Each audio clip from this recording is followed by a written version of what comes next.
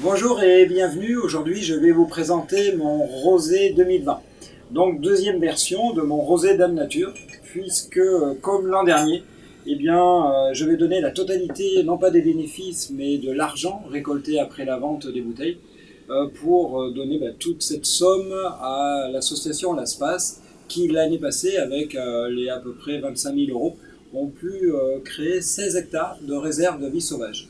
Donc, même topo cette année pour ce rosé 2020. Donc au niveau de la couleur, on est sur une couleur moyenne. Ça veut dire ni très pâle comme on peut souvent le voir pour les rosés actuels, ni un rosé très très foncé comme le cépage Syrah aurait pu nous offrir. Au niveau du nez, on est là tout de suite, on va percevoir tout de suite une palette aromatique qui est intense. Ça veut dire qu'on va sentir très rapidement le malabar, le côté beaumont anglais, mais aussi la framboise, la fraise, donc toute cette palette de fruits rouges, mais vraiment un nez très très intense. Et ensuite, au niveau de la bouche,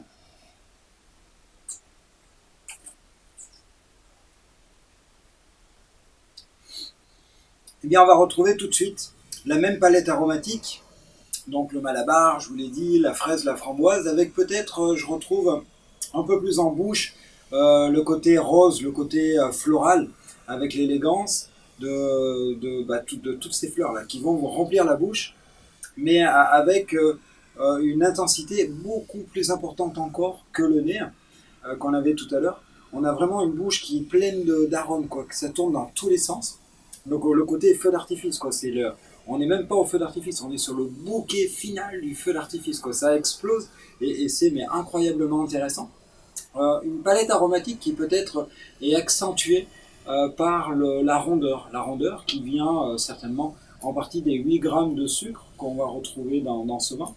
Mais on a vraiment quelque chose de très gras, très rond, et en même temps une petite pointe d'acidité qui lui donne une certaine vivacité, avec au final un équilibre qui, je pense, est plutôt bon, est plutôt agréable, avec pour finir une longueur en bouche qui n'en finit pas.